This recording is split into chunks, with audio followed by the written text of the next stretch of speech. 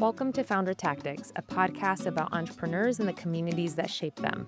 I'm your host, Julie Lucidi, and today we have a very special edition recorded live at the Fort Lauderdale Tech Meetup. If you haven't heard about the meetup before, it's a monthly event that we host for startups, investors, and tech leaders in order to strengthen and connect the local tech community.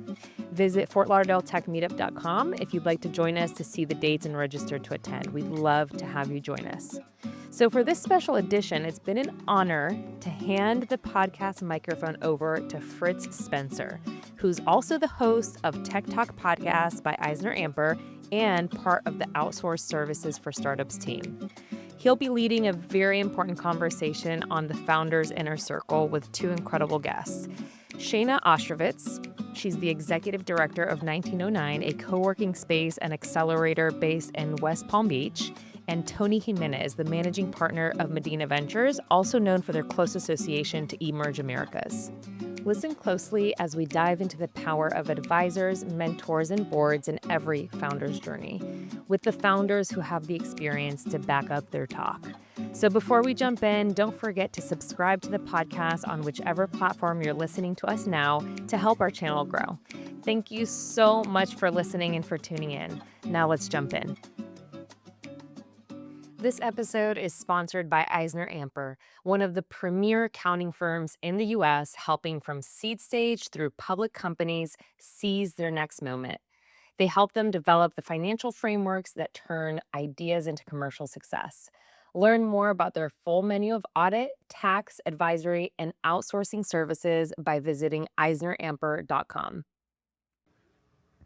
So we're here today to learn about the Founders Inner Circle and what that really means, talking about advisors, mentors, and boards. And the key themes we want to talk about tonight are building those relationships, evolving those relationships, and even talking about some of the conflicts that can happen in the inner circles of a founder.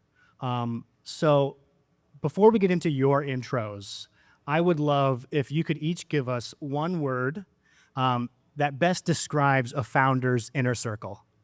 Just one. Honesty. I love it. I would say unconditional. Got it. Those are some great words. Thank you. And to get us started, Shana, ladies first, if you don't mind, I would love to know more about, give our audience a little view of 1909, but more importantly of yourself, and tell us a little bit about your journey.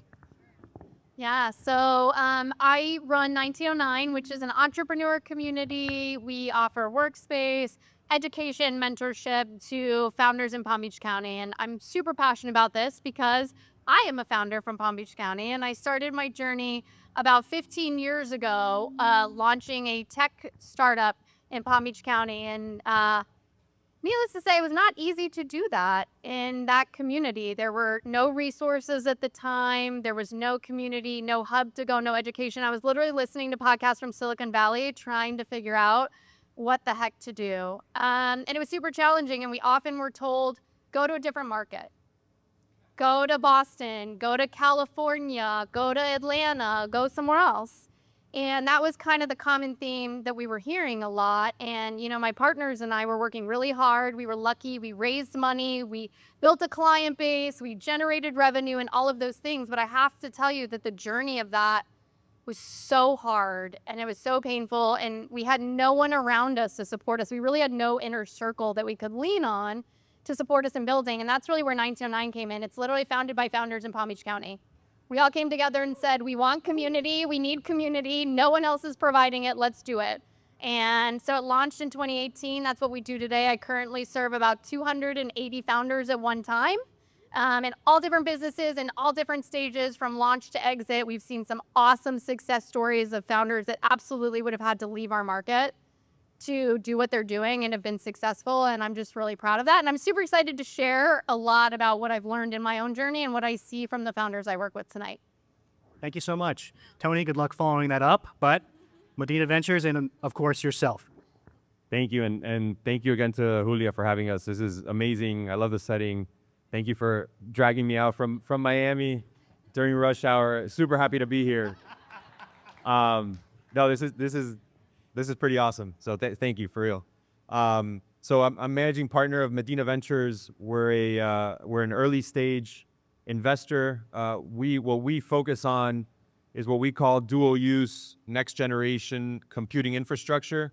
It's basically across 3 buckets: AI, quantum computing, and cybersecurity. It's what we're experts in. It's what we've kind of spent a lot of time in. But in addition to that, we launched an organization, much to Shana's point, around making it difficult to launch your startup, your tech startup here from Miami, South Florida, Florida in general, really. And that was based off the frustration of my partner at the fund, Manny Medina, who launched a global tech company out of South Florida and always was told the same thing, like, oh, but why are you building a tech company out of South Florida? You should be in Silicon Valley or New York. Well, against all tides, he was successful in building a global tech company out of South Florida. And after successfully exiting out of that company, he wanted to do something about it and try to change that narrative. And that's where Emerge Americas was born, to help create those pillars of support for the founder to be able to feel comfortable in being able to launch, scale, and build your companies out of South Florida. So we're happy to support local founders. Great. Thank you so much. As you can tell, everybody, we have some highly qualified guests up here. So for those listening on the podcast online, you're welcome for recording this. And for those of you here live, I'm so happy you could come out. So you touched on a little bit, you're founders yourselves. You've been through the journey. Tell me a little bit about this inner circle. How did you go about finding the right people to surround yourselves with as you built your business? Either one. So I'll say I've been through journeys of the wrong people and the right people. And that was really about building trust in myself too, as a founder and as a community leader. And I always share that with founders, is like really, trusting yourself and what you need. And even people who have been incredibly successful, they might not understand your market. They might not understand you. They might not be ready for what's to come. And I think that's always really important to know when you're looking for, especially your inner circle. And when I said unconditional upfront, that means a lot to me, because I do think, especially, when you're building something, that you need people that really believe in you and your ability to problem solve and get through things, because business changes. Businesses evolve, the economy evolves, external circumstances evolve. And when you're building a business, you really need to be able to know that the people around you trust you and are going to help you get through that, because you're not always going to do the right things. And so when I look, for my inner circle, when I help founders build their inner circle, I really want them to think about that is, if somebody just loves the business, that's great, but they have to really trust you and they have to build your ability to solve problems. And so, we might get into this later, but I always say you need the people that are have got your back all the time. And then you can also have tactical people, right? The people that know certain areas of expertise that can help you, but maybe aren't going to be there on the rainy day when you've done something wrong and you need to call somebody and ask how to get out of it. Or, COVID happens and your building shuts down. I mean, that happened to me. That happened to a bunch of our companies that we were serving at the time. Their businesses, they did it, essentially shut down. And if somebody only loves your business and the way you do it the day they meet you, that might not always be the person that can help you the most in the most challenging times. And so I think about that a lot. That's a very broad thing. We're going to get into more detail, but I think that's really helpful to know as you're building something. Tony, moving more a bit to the investor side, as an investor, what are you looking for in those networks of the founder? What sticks out? What's important? So I think what Shana just mentioned is spot on. And I think in my eyes, first I'll put my founder hat, because I don't think you can be a great investor without being a founder first, and understand those worst days in the founder's journey. And so my litmus test is always, one, as I'm surrounding myself as a founder with my partners, is who will I be able to rely on and who has my back on the worst of days. Because that's when your true colors come out. That's when you really kind of find out what people's mettle is all about. And so that's my ultimate litmus test, where I kind of start from, because the great days are few and far between, and it's really more about just how do you manage the fires on a day-to-day, and how does your team adapt and respond to all that? So you need a team that has that grit, that determination, that perseverance, that it's going to be, on most cases, probably not how you want it to go. And when you kind of get blessed on a good day, you know how to celebrate and have fun with it. So I'd say that that's kind of my litmus test. And as an investor, I mean, it's trying to understand, hey, does this founder have that? Because it's not going to be kind of rainbows and unicorns and butterflies all day. It's going to be just the opposite of that. It's going to be kind of shit getting thrown at you every day, and you trying to have to figure out how you deal with it. So that's how I look at founders. Great. Thanks so much. Yes, it resonates very well. Shana, and we're meeting with a lot of early stage people. And so when you're dealing with mentoring these companies and they've been their earliest of stages, what are some traits that you look for in their network and in the people that they're meeting? One of the things I always try to think about as a mentor, and I learned this as a founder as well, is like, you don't want the shoulders. Y'all know who the shoulders are? You should do this. You should do this. You should do this. And really seeing how a founder responds to that, whether it's an investor or a mentor or somebody they're trying to sell. Because you may know the term like scope creep or whatever it is. In early stages, founders can go all over the place. It's very easy to get distracted. It's very easy to get discouraged. It's very easy to lose sight of what you're trying to do.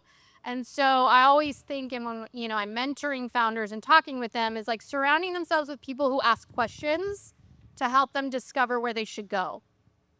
A lot of times, as founders, if you're a founder or you're working with founders, people know the answer, but it's very hard sometimes to get to it because you're in your head about all the stuff about you're creating, and it's very exciting. And it's like all the details and all the things that could possibly be. And so I'm always, guiding people, and even especially with investors. I have a lot of founders that come back, and I'm curious what you guys do, who say, an investor told me I should do this, so I'm going to add this feature.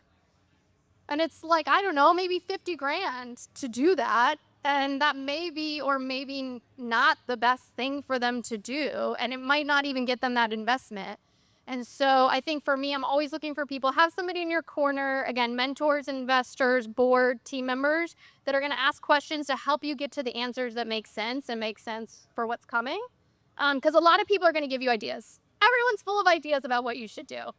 And everyone can give you 100. And I often think that can be the most detrimental thing. So really trying to block out the noise and filter that and find the people that are going to help you develop what you're trying to bring to life in the way you want to bring it to life is super critical.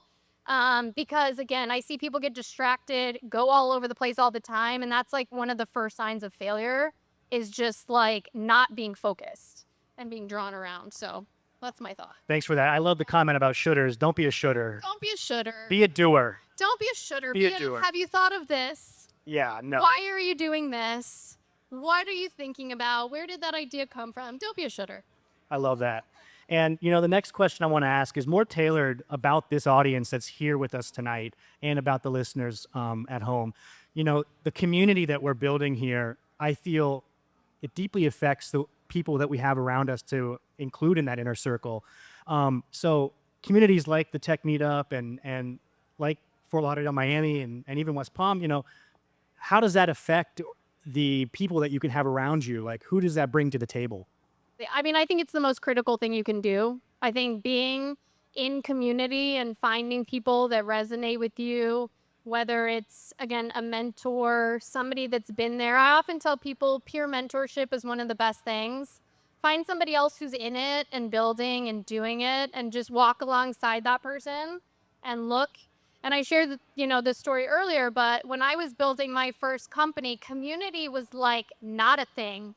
This was back before, now community is really popular now, but at that time it was like, don't talk to anybody in person. You can't scale that, right? You can't scale in-person stuff, but really the in-person relationships are critical. So I'm gonna hand it to you because I talked a lot.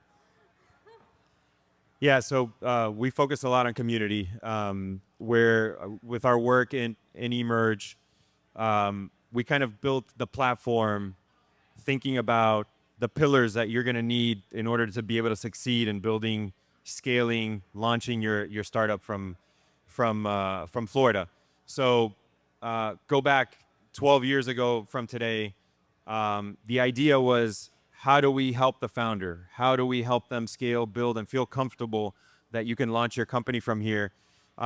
So we looked kind of across the spectrum. We engaged government, federal, state, local, said, hey, you guys need to invest in order for this to work. We engaged academia. We went to university research institutions, not just in the state, outside the state, and also in Latin America. Being that we're in Miami and very much considered the capital of Latin America, we needed to kind of bring in everyone's background and kind of where they were educated and make sure that everybody was kind of sharing data between each other to make sure you would be shocked, but universities don't even talk inside of their own universities. So it's like, how do you break down those silos of information and data sharing to kind of bring people together? Was something that we discovered we had to do because it wasn't happening. Obviously, the private sector, that's where you're getting the pull for innovation, ultimately the users that are going to use the product innovation that these founders are building, and what we call the heart and soul of this community, which is the early stage founders. So we've been running an accelerator for 11 years now. We've graduated out 1,100 founders, 1,100 companies, close to over 2,000 founders that we've helped them, and now they've achieved in raising over $3 billion over the last decade. But if you would have turned back the clock 10 years ago, they would have been far and few between. So trying to put all those pieces together where you understand what sort of support system these founders need is what we're trying to kind of put this whole puzzle together for them so that they feel comfortable. And more people are going to want to move down to South Florida and build, scale, and launch their companies out of here. Enough of the softball questions. Let's get on to the more difficult stuff. So tell me a little bit about the differences between these types of folks, mentors, advisors, and board members. You know, they play different roles. They're different people. What do you see as the main difference between one or the other? Yeah, I mean, I think just generally speaking, and it's important to know as a founder, is what are these people in your lives? What is their motivation? And again, what is their ultimate goal, and does it align with yours? And I think with those three, it can be, but generally speaking, I think your mentor should be the one that's really there for you. I always say mentors are, should really be there for the founder and helping them. And again, as I said before, it's like business changes. So you want them to help you grow the business, but they should be educating you on how to be a great entrepreneur and how to solve problems and how to make decisions and things like that. Boards and, advisors and investors, I think, can be the same. But again, they're automatically looking at the business success as it is, which is the same thing. But the motivations, again, can be looking towards what does that future look like, which is very important because those goals are aligned. You want your business to be successful. They want your business to be successful. However, the honest truth is sometimes boards and investors are going to look at a company and they're going to say that founder is not appropriate for this company anymore. And that might be the truth, but that's the reality of it, right? And again, I'm not saying that's wrong. I'm just saying as a founder, you do need to know that, is that like the ultimate success of the business, not that they don't care about you as a founder, is where they're tied to. It's their success. It's what they're meant to do, right? Their role is to make that business successful and hopefully you at the same time, but it is just a different motivation. So knowing that and knowing, again, who you have in your corner is the right person, I think is very important. Yeah, I'd say, if we're talking about your board of directors at a company, other than your founders and partners that you launch the company with, it's the most important group of people that you have in your company.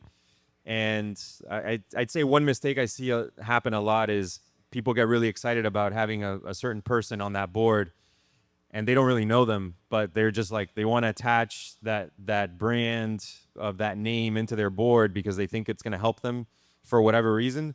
And it turns out that becomes a nightmare, and it becomes just the worst decision that you could have made. So I'd say that, one piece of advice on building your board is really, really, really get to know who your board members are before you invite them on to be that board member. Because once you give them that power, it's pretty difficult to take it away. I'd also say that kind of the founder understanding of board composition and voting shares and how you kind of manage that board is also very important. And so that's something that a lot of founders kind of let go by the side. And even more important than who you bring onto that board, it's understanding kind of your structure and how you're managing those shares. But yeah, look, I think a well-balanced board kind of giving you insight, across different disciplines that maybe you're not great at, to complement your own skills and kind of where you see your gaps across your leadership and your executive management, is something that I think you need to kind of help support the leadership structure. Yeah, I had a CEO tell me one time after they had been hostily taken over on the NASDAQ that he woke up one day and it was no longer his wife, but that new board guy. He saw that face when he woke up and he about screamed, he freaked out, and then he woke up again. And so you're literally getting into bed with these people, and in a literal sense, you're going to wake up every day and work with them, and you're going to live and breathe the goals that you guys share. So being aligned on that is no different than a marriage that's successful in any way, shape, and form. Now, I want to move on a little bit to some of the semantics of those folks, if you will. A lot of people aren't really sure, like, okay, mentors, advisors, should they be compensated? Should I be paying for this knowledge? Should I bring them in and give them equity? Are they on payroll? Board seats, we know. They're on the cap table. They're invested. They're not going to be, paid out like that. But what do you see happening with, strategic advisors and partnerships on the comp side? Yeah, so it's funny. I got asked that question today by one of our portfolio companies, and it goes back. Look, at the end of the day, a strategic, somebody that represents a strategic brand that potentially wants to invest in your company, or ultimately you're going to have to give them a board seat or something. It goes down to the person, right? So it might be a great company that you want associated with your brand, but if the person that you're going to get could be a complete a-hole and then just, becomes a problem for you, you don't want that person around. And we've unfortunately experienced that more than we ever wanted to. But what you have to kind of boil it down to is like, who's that human? Who's that person? Are they aligned with your values? Is kind of everybody swimming in the right direction, in the same direction? Do they want to achieve the same goals and results that you want? But so strategic, it's my response to this person today was, strategics are great. Just make sure that they're aligned with with the outcome that you want. Because ultimately, if they're too big and you're too small, they could screw you. Yeah. So there has to be a really high degree of confidence, especially the earlier you are bringing in a big strategic, the more sensitive you have to be about that decision. As you get bigger, you kind of have more leverage and more ability to kind of demand terms that are more favorable to you. I'd say kind of the cautionary tale there is, the earlier you are and the smaller you are, be more assertive about what you want, and don't let them kind of throw you around. Thanks. Yeah, I mean, one word you stuck out there for me, which was sensitive. And with early stage startups, they're so cost sensitive, right? So when they get their first check, they're determining how to spend it. And when they're looking at options, on who to spend it with, what kind of advice do you give them, Shana, about this is maybe not the right place to put your money? In terms of board advisors specifically? Mostly advisors and mentors, Yeah. Mentors typically on a volunteer basis. Sometimes that turns into a formal relationship where they come in and they are now a part-time advisor. They're getting a small check or something like that. Yeah, I mean, it's, again, I think Tony said it right. It's always about the person and like knowing and building that trust over time. And I think building in the opportunity to build a relationship before there's a lot of that heavy structure in place is really important. And sometimes that's not as easy, but again, you can build that into terms. You can build that into, any equity agreement, and that does take time and thought and usually a little bit of legal advice. But really, you do want to protect yourself and set up a positive relationship for both sides. And I always, too, want to tell founders, don't be so afraid to give equity to like great people that can help you. Again, the right person who's going to help you be successful is only going to be successful when you're successful. And that's amazing. And like, sometimes I think there's this, because there is so much risk, it's like there is so much that founders want to hold on to, but it really is, again, about finding those right people and the right partners. And I think when you do, and you build that over time, and there's all different types of vesting schedules and different share levels you can build in terms of voting. I mean, again, this is really technical, and I highly recommend you do it and look into it if you're going to bring somebody in, an employee too, or a partner. But I think, again, it shouldn't be as scary about giving away a part of your company if it's the right person that's going to help you build, but you got to make sure it is that right person. And I think it's just being really mindful of that. Investing in your company is an excellent thing when it's the right person that can help you get to where you're going. Whether, again, that's hiring the right attorney to draft that paperwork and figure it out, or the right accounting firm, or the right whoever. Invest in those right people. It's going to make all the difference in the world. Yeah, as the accounting nerd behind the Excel sheet every day, and I'm modeling for these clients of mine, and I'm showing them how dilution works. And they're like, well, I don't want to give this away because then what happens when I raise my Series A? And I go, well, this happens. Like, okay, it's not that bad, you know. But Tony, any comments on that as well? Yeah, you know, one thing I'd say about advisors, I always get this question a lot. It's like, hey, you know, this guy's really great. I want to give him shares to be an advisor. One, make sure you know that person, because once you give them shares, they have the shares. Two, if they really care about your company, have them invest in it and put their own money and kind of put their money where their mouth is. So I'd say that's always a great kind of litmus test to see who your real advisor is going to be. And if they're willing to invest, that means they're really in favor, and they really believe in what you're doing. There's a lot of people out there promising big dreams and then, you know, not giving you anything but asking for a lot. I'd be wary of those people. I just want to say one more thing too. Somebody who's posing as a mentor and tries to sell you very quickly on consulting services, just be mindful of that. It happens a lot in this world. And again, somebody that wants to mentor you and help you grow, that doesn't mean eventually you're not going to hire them to do things, but that's not why they should be there. You're not part of their sales pipeline. If they're your mentor, again, if you want to hire them to do consulting work, awesome. But that's not generally what a mentor relationship is. I see it all the time. I see a lot of people use mentoring as a lead to sell founders on something. It drives me absolutely crazy. Please don't do that. If you do that, really provide support. If you provide great support, people will hire you. And I always say that to founders.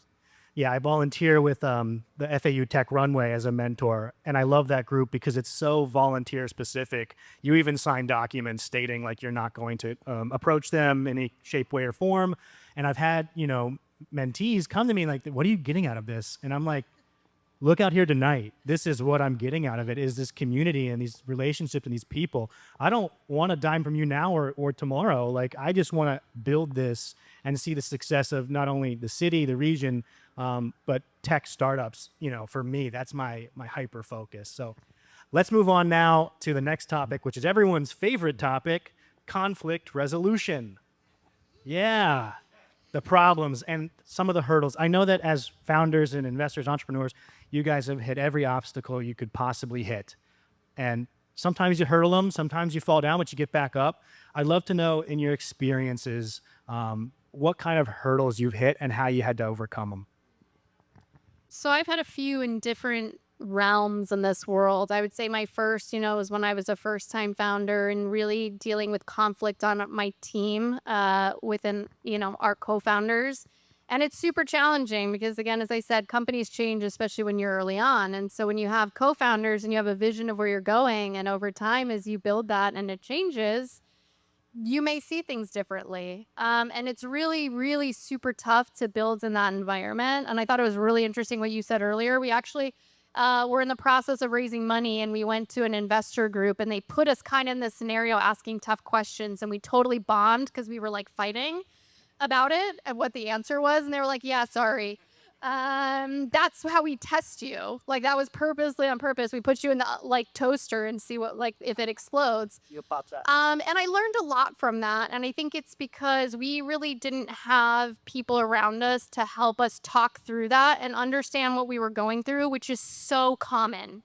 It is so common for partners in early stage companies to come to times when you don't see things the same, or maybe there's a challenge or there's something you have to decide on that you're not essentially on the same outside, and that's okay. That's, again, very normal. And I think one of the things that I learned was helping being around people and asking people, like, is this a normal conflict? Like, is this part of it? And how do we talk through this and decide and like bring someone else into the room that could really help us work through that? It's very, very hard when it's your own thing and it's your baby and you're exhausted and probably all of your resources are drained and you maybe can't pay your rent and everything seems to not be going your way, to like solve problems. And so I always realize, like, when I'm in that state, like, bring somebody into the room who can just help you see things maybe a different way and talk through that. And it's been that in every level. Again, I mentioned COVID. That was one of the moments in our organization. We have a physical space that people paid to be in that I had to shut down. And I really was like, I've never done this. And I called one of my mentors and he was like, well, I've never done this either. No one's ever done this. Like, it's okay. We're going to figure it out. And there was something about that that helped me, because then again, instead of being in like chaos and maybe fighting with everybody and trying to figure things out, I got to really like settle myself and deal with that. So I say all these things we're talking about inner circle, like bring those people in, especially in conflict. It's often very easy to like, you need to step aside and try to release some of the attachment to what you're doing, I think, to really solve problems. And I also say, again, invest in things early and lay out things early that help you make decisions. Processes, procedures, legal documents, certain things help in those situations where you've hit conflict. The last thing you want to do when you've hit conflict is try to resolve things through like maybe a legal process. Again, with an investor or partner, things like that. So I say, like, do those things when you don't need to do them. Do those things when everybody's in a good place and agreeing to things. Like, come up with how you're going to solve problems and make decisions and maybe separate and who does what when you're not in conflict. I think conflict for me boils down to ego and emotion. So obviously we're not robots, but we're human, and emotion tends to get the better of us in certain moments. So I think whenever sort of emotional levels are high and you recognize that there's an ego kind of involved in the situation, for me, one, I try to, as a founder, I've steered clear as far as I can from anybody that I feel is emotionally driven or kind of ego driven. I'm on the opposite spectrum of things. So, my kind of core values are around humility and, GSD, get shit done. And it's not about how you feel about the situation. It's about what the company needs. So that's kind of the mentality that I'm always seeking in the people that I surround myself with. But I also do know that, again, we're not robots, so emotions tend to bubble up. A lot of organizations that kind of help kind of create that support system for people that are going through the same things that you're going through. YPO is a great organization. EO is a great organization. We have a local one in Miami called LLC. And everyone to kind of look, at the end of the day, again, we're human, so we need that therapy and that kind of that feedback loop to say, hey, am I going crazy, or is this kind of something that everybody's going through? And I think that kind of like that mental support side of the equation is something that especially founders who are executives and maybe are a solo founder, maybe they have a couple of other founder partners, but they need another kind of group of friends to be able to share that frustration or whatever the hell's going on at the time with another group of people to kind of get that outside feedback to make sure that you're not going nuts, or maybe you do need to go to see someone. Yeah, thanks. Great. So now we can move on from conflict. Let's say we've resolved it. We're moving on. The company's growing and we're evolving. As startups do, they're fast-paced. They go through a lot of stages of growth really quickly, and they pivot. They make all kinds of moves. And with that comes so much change, not just to the company, but also to the people in and around. So I'd like to talk next about kind of evolving the inner circle. What changes do you expect to see as things happen through the life cycle of a startup? Yeah, I mean, I think, it's really interesting. It's super unique to every company, but generally, I think what I see and what I've experienced is early on, you really do, it's a lot more tactical support, in terms of what am I building? How do I get it to market?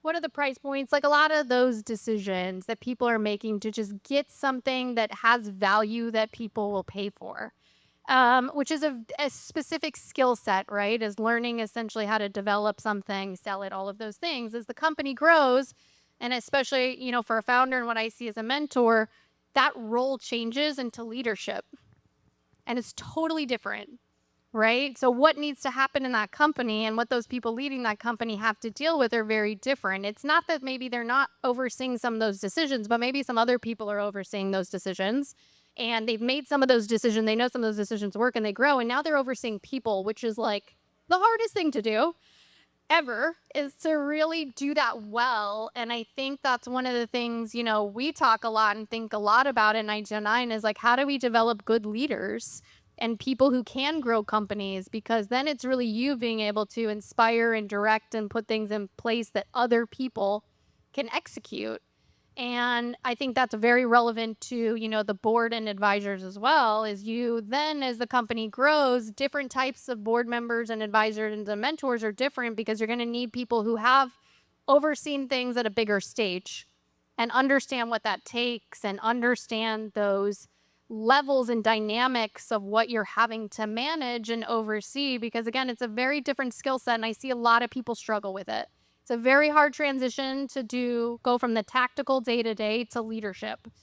And that's where a lot of people actually break and a lot of companies break and a lot of things fall apart, is that transition. And so I think that's probably the most important piece, is really knowing that transition's happening, learning how to do it, having support in it, and again, finding the right people around you and bringing that in. So, I see that a lot. And I think when people do it well, that's what makes people really successful. Shana made some great points here, and I'd say that the way we look at founders and leadership skills, there's a particular, you need a particular skill set to take a company from 0 to 1. So 0, you have an idea, and you're trying to get it to a level where you're actually selling a product and in the market and you have a real business, right? So I think that is a specific skill set that not everybody has, and that's just a reality. And in some ways, it's kind of an easy piece of the company if you're kind of in the product and you're building something special, because you don't have to worry about managing people and managing drama and problems and fires. It's more about how do we get this thing out and get people to buy it.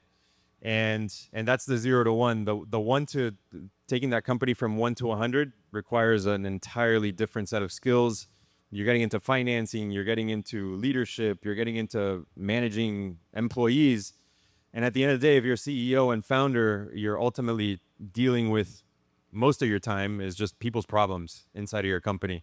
Complaining about one employee or the other employee, and I don't have to tell you, I'm sure everybody here works at a company and heard drama today about some other co-employer or whatever. So, the problems you start facing, and what I've realized over time is that, you would think like the CEO of a Fortune 500 company would be able to be a founder, and a lot of those people don't. They're just not wired like that, and they have these massive infrastructure support systems where they know how to kind of pull levers and turn levers off and manage a large organization, but they don't have the skill set to do what a founder that's doing 0 to 1 do it in the same way. So there's specific skill sets that you need and required to kind of build that from the ground up, and then kind of the growth phase as well. So as an investor, one of the things that we need to determine is like, hey, is this individual, is this founder, are they there at the right moment, or can we kind of bring somebody in that's going to do a better job and position them where we know that they have kind of their secret skills that are going to be powerful for the company and extract the most amount of value. We try to help that process. Right. Such valuable insights there, especially onto the life cycle of a founder when they're CEO, head of marketing, head of development, head of everything, into how do I become either a CEO or step back and just do what I do best. Yeah, and actually, I meant to share. So I'm reading a book about the creation of NVIDIA, and it's interesting because so Jensen was at a huge company. They were building chips, and then Chris Malachowski and Preem were working together at another company. And one was a software developer. So Chris and Preem, one was a developer, the other was an engineer. And apparently they would like have these like all out fights, like screaming at each other obscenities in front of, their entire staff. And people like after a while realize, oh, this is kind of how they get things done. But they realized themselves, they had this idea of creating NVIDIA, and they kept it to themselves. And they said, they had been working and interfacing with Jensen at this other company because they were a vendor to them.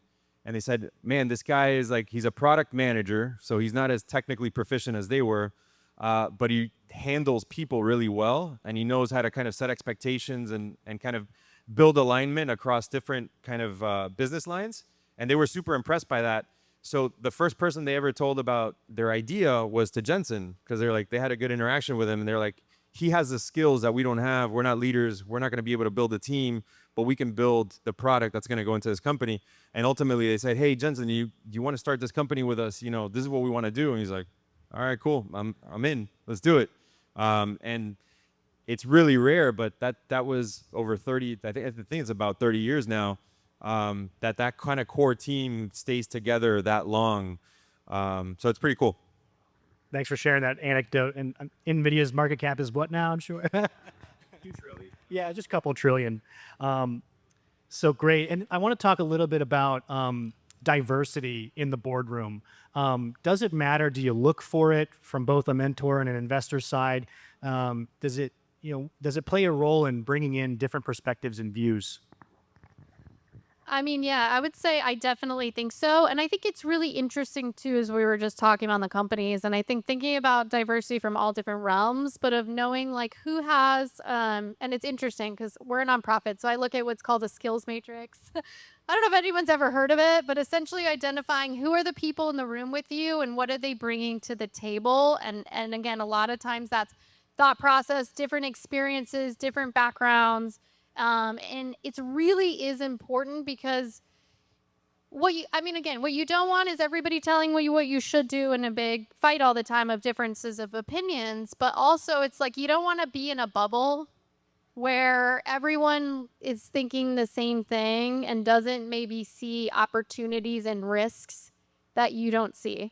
And I think that's often really challenging. It can be super hard to have somebody that's different in a room with you. And we see that all the time. And it's often the most important because they're going to bring things to light and things to the table that you want to hear in your boardroom. You don't want to hear when like your company's going under because I'm serious. Like, cause you didn't think about it. I know you're laughing, but it's the truth is like, you want to hear that in the safety of the room of people that are trying to help you build. And so, when I've looked at my own organization and when I'm looking at other people's, it's like, you're really looking for the right people that bring the right different perspectives to the table and especially different experience. Because one thing too that's tough is if everybody has the same experience, it can actually cause more conflict. Because if everyone's like, oh, I'm coming from a marketing background and from this size company and from this world and this culture, but then they don't agree on something, it's like very hard to know who do you default to as the expert, right? And so knowing like who's the expert in what skills are they bringing and who do you default to for that, I think is really important. And I always encourage that within our team, within our founders. And I think it just makes better companies, better cultures, and ultimately you're more successful. Fully agree. And I'd say kind of a board's role in my mind too is kind of covering your blind spots. And you're not going to know where your blind spots are unless somebody that's very different from you can kind of peel that and uncover it for you. So I'm a huge proponent of bringing in as much diversity as possible that can help uncover those blind spots and, in essence, help you see further than what you're seeing yourself, because it ultimately a vast different range of experiences, whether it's cultural, you name it, it doesn't matter. The more richness you have on that board, the better off you're going to be. Great, thanks. And as we're kind of wrapping up here, I'd love if you could just leave us with some advice that has been extremely, significant and something that you've thought about that regularly that's kind of guided you along your journeys that you could bestow upon our audience and the listeners? Yeah, so I saw this question ahead of time and was thinking about it quite a bit because there's a lot I feel like I've learned along the way, mostly the hard way. But in the context, especially about building your inner circle, which I want to focus this on, is, I always say, like, there are points in time in our career, in our businesses, that are just blips, right? There are points in time that we're going to be in, we're going to make decisions in, and then are going to pass. But what really stays is like the people often. The relationships you build over time through different stages of your business and through different businesses often. And so I think about that a lot. The people who have been with me through all different times and businesses and success and failure have been with me, and I trust them and they trust me. And I know that they're the ones that I can lean on and are going to give me the best advice and are going to help me the most and point me in the right direction. And so I think that, really thinking about people as humans in the context of your business, but also outside as like a real relationship is absolutely critical. And it goes both ways, right? I often find, there's a lot of people in my life over time as I'm a founder, now as I'm supporting founders and as a mentor, that we've gone back and forth in helping one another. It's not like somebody has experience and somebody doesn't. Like, we all have different levels of experience in different things and can really create support for people and open doors. And so I think that a lot. Businesses are created by people. Build relationships with people. Think a lot about that. Who are the right people to be around you? Who are not the right people to be around you? And really create some boundaries for yourself, because that's what's really going to carry forward through, the long term in your life and in your business. And I think it's really, really important to like see people in your inner circle in that context. Advice. So I'd start off with, at the end of the day, we're talking about business. So it's like, at the end of the day, it's not that important, right? So don't sweat the small stuff. When you're kind of confronted with something that you think is like an existential sort of doom and gloom, there's probably people that are worse off than you at that moment, and dealing with issues that are are life changing and not in a good way. So I think keeping things into perspective always. I think these founder journeys are really extreme, and can be really daunting on people. So always kind of doing something to kind of give you that perspective for life. We only got one here, so make the best of it and don't sweat the small stuff. And ultimately, if you're gonna be a founder and pursue something that you feel so strongly about, make sure that, picture yourself in the worst day in that journey and ask yourself, hey, do I really want to do this? And do I really want to get out of bed on the worst possible day and still get after it with just relentless determination and grit? And if you're answering yes to all that, then get after it. Thank you. I love those perspectives. And, as the adage goes, if we all threw our problems into a pile, we'd take ours back, right? So thank you for that. And I think we have time for a couple questions, 2 questions. So my question is, what do you think the future of South Florida is? Because there has been a big transplant of residents coming here from cities, and that includes me. I'm from Michigan originally, but I'm talking about cities like Silicon Valley and Detroit. I mean, people are coming here, or New York, actually. What do you think really the future is of South Florida's tech ecosystem? I personally think it's incredibly promising. I think we're right at a tipping point, which is very exciting, where I think a lot of us who've been here for years kind of laying some of these foundations and building these communities and kind of doing the work before the influx of people. I think we're all pretty excited because we've been, again, setting the stage for what could be. And now we have a lot of people coming in from markets that have been more developed and have a little bit more of that social proofing talent and experience that I think is only going to contribute to what we need here to really grow and develop. I'm really looking forward to it. In Palm Beach County specifically, I'll just share, we've had a lot of people there who are quote unquote investors, but have been in the real estate space and real estate game for a long time. And they've wanted to own like a physical thing, right? Which I get. There's a lot to be said about owning a physical thing, and just couldn't understand necessarily, or couldn't get past the the line of what it means to invest in, early stage companies. And now we have a lot of people who have come into this market who have done that successfully. And that social proofing is critical. It's critical to bringing more people with capital to the table to really understand the idea of what's possible in investing in companies, not only for the financial element of it, but what can we create here? What can be created here in South Florida if we do that? And so I'm just super excited. I'm seeing so much momentum on my end of what's happening here. I think we still have some things to build, but just also seeing like Miami, Fort Lauderdale, Palm Beach County in the same room working together is, I think, a huge step in the right direction. Thank you, Julia. I think, we've been divided a lot by lines, and obviously, feels very separated, but I think there's a lot of crossover, especially when you talk about mentorship and capital and support and resources that founders can access that should be shared across all of these counties. And so I'm really excited to see that. Yeah, fully agree. I'm more optimistic than ever about the future of Florida, South Florida.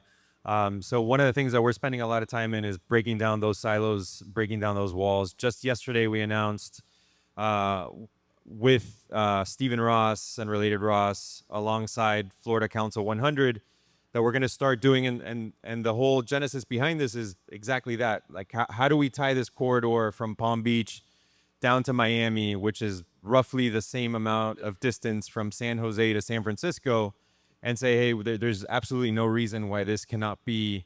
I don't want it to be Silicon Valley. I want it to be better. And I wanted it to be the next generation of Silicon Valley, the more global, the more inclusive place where you can build, launch, and scale your company. So that we literally just announced yesterday that we're going to do. So Florida Council 100 is a private organization of the 200 leading largest corporate CEOs in the entire state of Florida. And they raised up their hand. They said, hey, we want to help support early stage founders across the state. So they're committed. Stephen Ross is super committed to helping early stage founders. And he said, I want to donate office space and my physical space in Palm Beach for founders to come in here and build companies. And then us at Emerge are leading an initiative with dual use early stage companies that are tackling problems around defense, cyber, and so on in South Florida, and giving them office space as well. So in addition to that, we're trying to tie in Tampa, St. Pete area as well. And we're engaging with ARC and Kathy Wood's platform there to sort of tie in. Danielle Musso's here with Nextera, FPL 35 Mules, is doing an extraordinary job down here in South Florida as well. So working with as many partners as we can to really help bring down these walls and connect all of the early stage founder communities across the state. So if anybody is looking for support, help, I'm here to help. And we have one more question. That's awesome. Thanks for a great conversation today. My question was around board of advisors and board of directors. Is there a specific number or something you'd recommend? A lot of people say odd numbers so that you have a tiebreaker. Yeah, so board of directors, you always want an odd number to break those ties for sure, absolutely. So look, there's many ways to kind of set this up. There is no kind of, this is the prescriptive way you need to do this. I'd say as your company is smaller, keep the board of directors as small as possible. As you grow, it will grow with you. You're inevitably going to have to bring in, if you raise outside capital, you're going to have to bring in some of those large investors into your board. And then the board of advisors is something that I think you have a lot of leeway with. If you want to have 50 members of the board of advisors, that's fine, as long as it's accretive to what you're doing. But a board of advisors, so long as it doesn't have any sort of voting influence or share power over what you're doing, what you're trying to do is just get free advice, right? So you're going to them to make sure you're getting the best possible advice, and they're proud to sort of have that title of an advisor to your company. One of the things to consider too, I think of as a board of advisors is a good place for people to go before maybe they're an investor or board of directors. So it's a good testing ground, similar to a mentor. So if you want to find if people can give you advice and be in your corner and kind of support you in your business growth along the way, the advisory piece is a great test for that is saying like, hey, is this person a good strategic partner that can be with me and is going to think about things the right way and can help me on those really hard days? Because as soon as obviously they have a director position and or, have some equity, then the control's a little bit different. And so I always think both can be great, is having those structures too of like testing the relationship in an advisory role before somebody's more in power in your company. And that's a good way for them to interact with you and your board and provide suggestions. And again, maybe just have a specific skill or area of expertise they can bring to the table, but aren't going to be there for the long run. So that's a different way to think about it too. Great. Thank you for those questions. And really quickly, just if people wanted to get in touch with you or your organizations, what's the best way to contact you guys and get involved? Easiest way to reach out to me on LinkedIn. I'm pretty active on it, so feel free to reach out directly to me, and I'm trying to be as responsive as possible. So. Yeah, I say me personally, LinkedIn. Also, my email, Shane at weare1909. If you want to follow our organization, kind of some of the things we're doing, we are 1909 on all platforms. You can find us and kind of see what's going on, especially in the Palm Beach County realm. 1909 is the year Palm Beach County was founded, so that's where it comes from. Maybe you'll remember it a little bit more. But I'm happy to connect with anybody to provide support or whatever I can. That was another episode of Founder Tactics. Thank you so much for listening. If you'd like to get updates on new episodes, live recordings, and everything happening in our founder community, make sure to subscribe, follow, and rate the podcast. And also you can head to foundertactics.com to learn more about our work. See you next time.